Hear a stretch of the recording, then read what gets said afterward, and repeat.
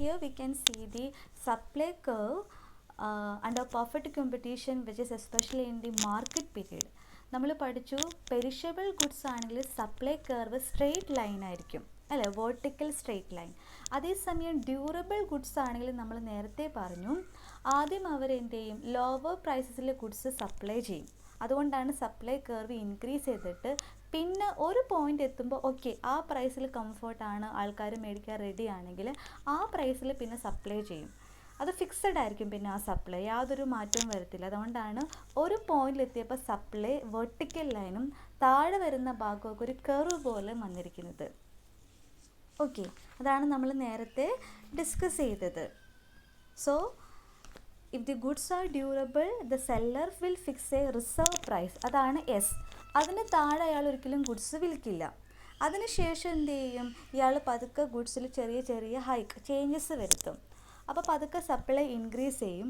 ഒരു പോയിന്റിലെത്തുമ്പോൾ ഓക്കെ ആ പ്രൈസ് അയാൾ ഫിക്സ് ചെയ്യും. ആ പ്രൈസിലായിരിക്കും അയാൾ എന്ത് ചെയ്യുക, ഗുഡ്സ് സപ്ലൈ ചെയ്യുന്നത്. നമ്മൾ നേരത്തെ പറഞ്ഞ കാര്യം തന്നെ. So short period, very short പീരീഡാണ്, അതായത് മാർക്കറ്റ് പീരീഡ് ആണെങ്കിൽ പ്രൈസ് എങ്ങനെ ഡിറ്റർമിൻ ചെയ്യുന്നത്, based on the demand of the commodity. Supply fixed ആയതുകൊണ്ട് സപ്ലൈ ഇതിനൊന്നും ഇൻഫ്ലുവൻസ് ചെയ്യുന്നില്ല. Clear? Now the second situation, price and output determination in the short period. ആദ്യം നമ്മൾ ഡിസ്കസ് ചെയ്ത് market period, which is very short period where we cannot make A sudden changes in the supply depends upon the changes in demand. അടുത്തത് short period എന്ന് പറയുമ്പം നമ്മൾ goods supply ചെയ്തു, പെട്ടെന്ന് demand കൂടിയാൽ നമുക്ക് എന്ത് ചെയ്യാം, നമുക്ക് ചെറുതായിട്ട് സപ്ലൈയിൽ ചെറിയ ചേഞ്ചസുകൾ വരുത്താം. എക്സിസ്റ്റിംഗ്, അതായത് നമുക്ക് നമ്മുടെ ഹോൾ പ്ലാന്റോ അല്ലെങ്കിൽ പ്ലാന്റ് ആൻഡ് മെഷീനറി പിന്നെ പുതിയത് മേടിക്കേണ്ടി വരുമോ, അങ്ങനെ ഫുൾ ചേഞ്ചസ് വരുത്തി പ്രൊഡക്ഷൻ നടത്താനല്ല. നമ്മുടെ കയ്യിൽ എന്താണ് ഇപ്പോൾ ഉള്ളത്, ഇപ്പോൾ നമ്മുടെ കയ്യിലുള്ള പ്ലാന്റ് ആൻഡ് മെഷീനറിയും ഇപ്പോൾ നമ്മുടെ കയ്യിലുള്ള റിസോഴ്സസ് വെച്ചിട്ട് സപ്ലൈ കൂട്ടാൻ പറ്റുമോ, അങ്ങനെയാണെങ്കിൽ ഓക്കെ. അങ്ങനെ ചെറിയ ചേഞ്ചസ് നമുക്ക് എവിടെ വരുത്താൻ പറ്റും, ഷോർട്ട് പീരീഡ് ആണെങ്കിൽ നമുക്ക് വരുത്താൻ പറ്റും. Okay, in the short period the firm is able to change its supply but does not have time to change its scale of plan. For example, ഇപ്പോൾ നമുക്ക് വേണമെങ്കിൽ വല്ല മെഷീനറിയൊക്കെയാണ് ഉണ്ടാക്കേണ്ടതെന്ന് വിചാരിക്കുക, ഫേർണിച്ചറൊക്കെയാണ്. നമ്മുടെ കയ്യിലുള്ള എക്സിസ്റ്റിംഗ് സ്റ്റോക്ക് സപ്ലൈ ചെയ്തുകൊണ്ടിരുന്നപ്പോൾ പെട്ടെന്ന് ഡിമാൻഡ് കൂടി. അപ്പോൾ നമ്മുടെ കയ്യിൽ കുറച്ച് ടിമ്പേഴ്സൊക്കെ ഇനിയും ബാക്കിയുണ്ട് ഫേർണിച്ചർ ഉണ്ടാക്കാൻ. അപ്പോൾ നമ്മൾ വേറൊന്നും നോക്കുന്നില്ല, വേഗം പോയിട്ട് നമുക്ക് വേണമെങ്കിൽ എന്ത് ചെയ്യുക, 2-3 ദിവസം കൊണ്ട് വേഗം കയ്യിലുള്ള റോ മെറ്റീരിയൽ വെച്ചിട്ട് നമുക്ക് ഫേർണിച്ചർ ഉണ്ടാക്കാം. അതേസമയം നമ്മളിപ്പോൾ ഒരു കാറാണ് സപ്ലൈ ചെയ്തതെന്ന് വിചാരിക്കാം. കാറൊക്കെയാണ് സപ്ലൈ ചെയ്യുന്നതെങ്കിൽ പെട്ടെന്ന് ഡിമാൻഡ് കൂടിയ നമുക്ക് അടുത്ത ദിവസം 2-3 ദിവസം കൊണ്ട് അടുത്ത കാറ് സപ്ലൈ ചെയ്യാൻ പറ്റില്ല. കാരണം എക്സിസ്റ്റിംഗ് സ്റ്റോക്ക് കഴിഞ്ഞു, ഇനി അടുത്ത സ്റ്റോക്ക് വരണം. It takes time. അപ്പോൾ ഷോർട്ട് പീരീഡ് ആണെങ്കിൽ if the demand changes depends upon which we can make certain changes in the supply. Very short പീരീഡിൽ നമുക്കൊന്നും ചെയ്യാൻ പറ്റില്ല. ഷോർട്ട് പീരീഡ് ആണെങ്കിലോ we can make some changes in the supply. Okay, this means that the firm can increase the production and supply in the short period only by making intensive use of the existing plant and equipment and increasing the variable factors. So നമ്മുടെ കയ്യിലുള്ള available റിസോഴ്സസും variable factors എന്ന് വെച്ചാൽ ചിലപ്പോൾ ലേബേഴ്സിൻ്റെ എണ്ണം കൂട്ടിയോ raw മെറ്റീരിയലിൻ്റെ quantity ഒക്കെ കൂട്ടിയിട്ട് നമുക്ക് വേണമെങ്കിൽ എന്ത് ചെയ്യാം, കുറച്ച് പ്രൊഡക്ഷൻ കൂട്ടിയിട്ട് ആ ഡിമാൻഡ് നമുക്ക് മീറ്റ് ചെയ്യാം. So that here the supply curve will be upward sloping, കുറച്ച് ഇൻക്രീസ് ചെയ്തായിട്ട് നമുക്ക് കാണാൻ പറ്റും. And at that point we will fix a price. So the price determined in the short period is called what? Short run normal price.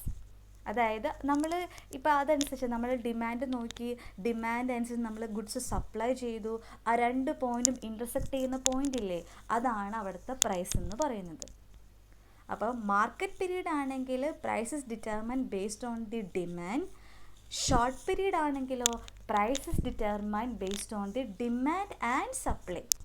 കാരണം demand അനുസരിച്ച് നമുക്ക് supply change ചെയ്യാൻ പറ്റുന്നത് കൊണ്ട് അത് രണ്ടും ഇൻ്റർസെക്റ്റ് ചെയ്യുന്ന പോയിൻ്റ് ഉണ്ടല്ലോ, ആ പോയിന്റിലെ പ്രൈസ് നോക്കുക. ആ പ്രൈസാണ് എന്തെന്ന് പറയുന്നത്, ഷോർട്ട് പീരീഡിൽ നോർമൽ പ്രൈസായിട്ട് നമ്മൾ ഫിക്സ് ചെയ്യുന്നത്. Okay, so here we can see the graph. ഇവിടെ കണ്ടോ, നമ്മൾ ആദ്യം Q എന്ന് പറയുന്ന ക്വാണ്ടിറ്റി നമ്മൾ പ്രൊഡ്യൂസ് ചെയ്തെന്ന് വിചാരിക്കുക. ക്വാണ്ടിറ്റി പ്രൊഡ്യൂസ് ചെയ്തു, പ്രൈസ് പി ആയിരുന്നു. ആ സമയത്ത് ഡിമാൻഡ് കർവും സപ്ലൈ കർവും നമ്മൾ വരച്ചു. ഉണ്ടോ? പെട്ടെന്ന് നമ്മുടെ ഡിമാൻഡ് കൂടി. ഉണ്ടോ? ഡിമാൻഡ് കൂടിയപ്പോൾ പുതിയ D1 പുതിയ ഡിമാൻഡ് കർവ് വരച്ചേക്കുന്നുണ്ടോ? അപ്പോൾ പ്രൈസും അവിടെ ഇൻക്രീസ് ചെയ്തു. ഓക്കെ, അതനുസരിച്ച് നമ്മൾ ക്വാണ്ടിറ്റിയും കൂട്ടി. സപ്ലൈ കർവിൽ കണ്ടോ, അവിടെ സപ്ലൈ കർവ് ഇൻ്റർസെക്റ്റ് ചെയ്യുന്ന പോയിന്റ് E1. അപ്പോൾ അവിടെ സപ്ലൈ കർവും വരുന്നുണ്ട്. സപ്ലൈ കർവിൽ പുതിയ സപ്ലൈ കർവ് നമ്മളിവിടെ വരച്ചിട്ടില്ല. ഡിമാൻഡ് കൂടിയപ്പോൾ പുതിയ ഡിമാൻഡ് കർവ് വരച്ചു, പുതിയ സപ്ലൈ കർവ് നമ്മൾ വരച്ചില്ല. കാരണം എന്താണ്? V can make only A limited changes in the supply. അതുകൊണ്ടാണ് പുതിയ സപ്ലൈ കർവ് വരക്കാണ്ട് എക്സിസ്റ്റിംഗ് സപ്ലൈ വെച്ചിട്ട് തന്നെ അവർ ചെയ്തിരിക്കുന്നത്. ഡിമാൻഡ് കൂടുന്നതിനനുസരിച്ച് അവർ സപ്ലൈ കൂട്ടി, അത്രേ അവിടെ മീൻ ചെയ്യുന്നുള്ളൂ. അല്ലാണ്ട് ഒരു ഭയങ്കരമായ ചേഞ്ചസ് അവിടെ സപ്ലൈയിൽ വരുത്തിയിട്ടില്ല. അതുകൊണ്ടാണ് പുതിയ സപ്ലൈ കർവുകൾ വരാത്തത്. എക്സിസ്റ്റിംഗ് സപ്ലൈയിൽ കുറച്ച് വേരിയേഷൻസ് അവർ വരുത്തി. എന്നിട്ടും അവിടെ എന്ത് ചെയ്യുന്നുണ്ട്? ഡിമാൻഡ് അവർക്ക് മീറ്റ് ചെയ്യാൻ പറ്റി. അതുകൊണ്ടാണ് അവിടേക്ക് ഇൻ്റർസെക്റ്റിംഗ് പോയിൻറ്റും ഈക്വിലിബ്രിയം പ്രൈസും വന്നിരിക്കുന്നത്. ഓക്കെ, അപ്പോൾ ഷോർട്ട് റൺ ആണല്ലോ, ഷോർട്ട് പീരീഡ് ആണെങ്കിൽ we can make certain changes in the supply of the product and we can see a point at which demand and supply will be equal, അല്ലെങ്കിൽ intersect ചെയ്യുന്ന point കിട്ടും. ആ പോയിൻ്റാണ് equilibrium price ആയിട്ട് നമ്മൾ determine ചെയ്യുന്നത്. Clear? So it will be clear by looking the next diagram. So here we can see the diagram of industry and a firm. Okay, first one, ഒരു ഇൻഡസ്ട്രിയിൽ തന്നിരിക്കുന്നത് ഇതേപോലെ തന്നെ ഏറ്റവും ആദ്യം, that is the firm has to adjust its output to meet the supply or to meet the demand. അല്ലേ? Demand ആയാലും supply ആയാലും അത് മീറ്റ് ചെയ്യണമെങ്കിൽ എന്ത് ചെയ്യണം? They have to increase their production. So ഈ ഡയഗ്രത്തിൽ നോക്കി നമുക്ക് മനസ്സിലാക്കാൻ പറ്റും, the demand curve of a firm under perfect competition is perfectly elastic. കണ്ടോ? ഡിമാൻഡ് കർവ് ആദ്യം D1 പിന്നെ D, അതായത് പ്രൈസ് കൂടുന്നതിനനുസരിച്ച് ഡിമാൻഡിൽ നമുക്ക് വ്യത്യാസങ്ങൾ വരുത്താം. അതുകൊണ്ടാണ് ഡിമാൻഡ് കർവ് ഇലാസ്റ്റിക് എന്ന് പറയുന്നത്. Okay, clear? അതേസമയം സപ്ലൈ കർവ് നിങ്ങൾ നോക്കിക്കേ, അത് കാണിക്കുന്നത് എങ്ങനെയാണ്? അപ്വേർഡ് ആണ്, depends upon the demand. Supply നമുക്ക് സം എക്സ്റ്റെൻറ്റ് വരെ എന്ത് ചെയ്യാൻ പറ്റും? ഇൻക്രീസ് ചെയ്യാനായിട്ട് പറ്റും. ഇൻ്റർസെക്റ്റ് ചെയ്യുന്ന ഓരോ പോയിൻ്റാണ് ഈ ആയിട്ട് അവിടെ ട്രീറ്റ് ചെയ്യണത്. ഇനി ഇത്രയും കൂടി ഡീറ്റെയിൽഡ് ആയിട്ടൊരു ഇൻഡിവിജ്വൽ ഫോമിൻ്റെ മാത്രം എടുത്ത ഒരു കുറച്ച് കാര്യങ്ങൾ അവിടെ പറയുന്നുണ്ട്. ആ കാര്യങ്ങളാണ് ഇനി നമ്മൾ ഡിസ്കസ് ചെയ്യാനായിട്ട് നോക്കുന്നത്. ഇവിടെ കുറച്ച് കാര്യങ്ങൾ മെയിനായിട്ട് വരുന്നത് പെർഫെക്റ്റ് കോമ്പറ്റീഷൻ ആണ്. If it is in the short period ആണെങ്കിൽ average revenue, marginal revenue which all will be equal to price. Why? Because നമ്മുടെ പെർഫെക്റ്റ് കോമ്പറ്റീഷൻ ആയതുകൊണ്ട് പ്രൈസ് എപ്പോഴും ഫിക്സഡ് ആയിരിക്കും. ഡിമാൻഡ് കൂടുന്നതിനനുസരിച്ച് നമ്മൾ എന്ത് ചെയ്യും? ക്വാണ്ടിറ്റി ഇൻക്രീസ് ചെയ്യും, പ്രൈസിൽ വ്യത്യാസം വരും. പക്ഷേ ഒരേ ക്വാണ്ടിറ്റിയിൽ എപ്പോഴും പ്രൈസ് എപ്പോഴും ഫിക്സഡ് ആയിരിക്കും. അത് തന്നെയാണ് നമ്മുടെ റവന്യൂ. നമുക്ക് കിട്ടുന്ന റവന്യൂ ഉണ്ടല്ലോ, ഗുഡ്സ് വിൽക്കുമ്പോൾ കിട്ടുന്ന റവന്യൂ, അതും ഈക്വൽ തന്നെയായിരിക്കും. മാർജിനൽ റവന്യൂ ഈക്വൽ ആയിരിക്കും. അത് ശരിക്കും ഒരു ടേബിൾ വരയ്ക്കുമ്പോൾ അല്ലെങ്കിൽ പ്രോബ്ലം ചെയ്യുമ്പോഴായിരിക്കും ക്ലിയർ ആവുക. പക്ഷേ ഈ ഒരു കോൺസെപ്റ്റ് മനസ്സിലുണ്ടാവണം. പെർഫെക്റ്റ് കോമ്പറ്റീഷനിൽ D equal to demand equal to average revenue equal to marginal revenue equal to P. എന്താണോ പ്രൈസ് അത് തന്നെയാണ് നമ്മുടെ റവന്യൂ, അത് തന്നെയാണ് നമ്മുടെ ആവറേജ് റവന്യൂ, അത് തന്നെയായിരിക്കും നമ്മുടെ demand.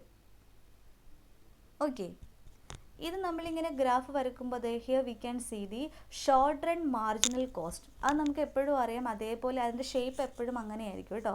Short run marginal cost ബിഗിനിങ്ങിൽ നിന്ന് പിന്നെ മുകളിലേക്ക് പോകുന്നതോറും മാർജിനൽ കോസ്റ്റ് കൂടി വരും. കാരണം ഔട്ട്പുട്ട് ഇൻക്രീസ് ചെയ്യുകയാണ്. ഔട്ട്പുട്ട് ഇൻക്രീസ് ചെയ്യുമ്പോൾ അഡീഷണലായിട്ട് നമ്മൾ ഗുഡ്സ് ഉണ്ടാക്കും. ആ അഡീഷണൽ ഗുഡ്സിന് വരുന്ന കോസ്റ്റാണ് marginal cost. So SMC curve എപ്പോഴും കൂടി വരും. ആവറേജ് കോസ്റ്റ് കർവ് ബിഗിനിങ്ങിൽ കുറഞ്ഞ് ഒരു ലിമിറ്റ് എത്തുമ്പോൾ ആവറേജ് കോസ്റ്റും കൂടി വരും. ആവറേജ് വേരിയബിൾ കോസ്റ്റും അങ്ങനെ തന്നെയാണ്. ഒരു ലിമിറ്റ് എത്തുമ്പോൾ പിന്നെയും നമ്മൾ പ്രൊഡക്ഷൻ കൂട്ടുമ്പോൾ ഔട്ട്പുട്ട് ഇൻക്രീസ് ചെയ്യിക്കുമ്പോൾ, കാരണം ഔട്ട്പുട്ട് ഇൻക്രീസ് ചെയ്യാൻ അത്രയും പ്രൊഡക്ഷനിൽ നമ്മൾ അത്രയും കാര്യങ്ങൾ ചെയ്യണം. സോ ഔട്ട്പുട്ട് കൂടുന്തോറും വേരിയബിൾ കോസ്റ്റും ആവറേജ് കോസ്റ്റൊക്കെ എന്ത് വരും, കൂടി വരും. അതേസമയം P A R M R അതെല്ലാം എന്തായിരിക്കും, എപ്പോഴും ഫിക്സഡ് ആയിരിക്കും. ഓക്കെ, അപ്പോൾ ഇത്രയുമാണ് ഇതിൽ ഈ ഒരു ഡയഗ്രത്തിൽ നമുക്ക് മനസ്സിലാവുന്നത്. സോ ഇവിടെ ഒരു ഇക്വിലിബ്രിയം പോയിന്റുകൾ വരുന്നത് എങ്ങനെയാണ്, അതായത് നമ്മളിപ്പോൾ ഈ മാർജിനൽ കോസ്റ്റും ആവറേജ് കോസ്റ്റൊക്കെ വരയ്ക്കുമ്പോൾ അവിടെ ഇക്വിലിബ്രിയം പോയിന്റ് വരുന്നത് കുറച്ച് എന്ന് പറഞ്ഞ് 2-3 ഇക്വിലിബ്രിയം പോയിന്റ് നമുക്കിവിടെ കാണാൻ പറ്റും. ഏത് പോയിന്റിലാണ് ഇവർ മാക്സിമം ഗുഡ്സ് സപ്ലൈ ചെയ്യുന്നത്, അല്ലെങ്കിൽ ഇക്വിലിബ്രിയം ഔട്ട്പുട്ട് എന്ന് പറയുന്നതിൽ ഏതാണ്? ഇക്വിലിബ്രിയം ഔട്ട്പുട്ട് എന്ന് പറയുന്നതിൽ ഏതാണ്? Here we can see that equilibrium output is OM. M എന്ന് പറയുന്ന അത്രയും ക്വാണ്ടിറ്റി വരെ ഗുഡ്സ് എത്തുമ്പോഴാണ് ആ ഔട്ട്പുട്ട്, ആ ഒരു ഫേം ഈക്വിലിബ്രിയം പോയിന്റിലെത്തുന്നത്, അല്ലെങ്കിൽ equilibrium output where they can earn maximum profit. എന്തുകൊണ്ടാണ് OM അല്ലെങ്കിൽ M എന്ന് പറയുന്ന അത്രയും ക്വാണ്ടിറ്റി ഗുഡ്സ് സപ്ലൈ ചെയ്യുമ്പോൾ അവർ ഈക്വിലിബ്രിയം പോയിന്റിലെത്തുന്നത്? എന്തുകൊണ്ടായിരിക്കും? ആ പോയിന്റിൽ വെച്ചിട്ടാണ് നമുക്കവിടെ കാണാൻ പറ്റും the firms MC and MR curves intersect each other. firms MC കണ്ടോ, SMC കർവും MR, അതായത് മാർജിനൽ റവന്യൂ ഒരു സ്ട്രെയിറ്റ് ലൈൻ ആണ് കേട്ടോ. ആ പി എന്ന് പറയുന്ന ലൈൻ കണ്ടോ പൊക്കത്ത്, അത് തന്നെയാണ് മാർജിനൽ റവന്യൂ. അപ്പോൾ നമ്മൾ മാർജിനൽ റവന്യൂ വരച്ചു, SMC കർവും വരച്ചപ്പോൾ ആ എന്ന് പറയുന്ന പോയിന്റിൽ അത് ഇൻ്റർസെക്ട് ചെയ്യും. അതായത് MCയും MRും കോസ്റ്റും റവന്യൂവും ഈക്വൽ ആകുന്ന പോയിന്റിലാണ് ഇൻ്റർസെക്ട് ചെയ്യുന്നത്. ക്ലിയർ? കോസ്റ്റും റവന്യൂ, മാർജിനൽ കോസ്റ്റും മാർജിനൽ റവന്യൂവും ഈക്വൽ ആകുന്ന പോയിന്റ് ആണ് ഇക്വിലിബ്രിയം പോയിന്റ്.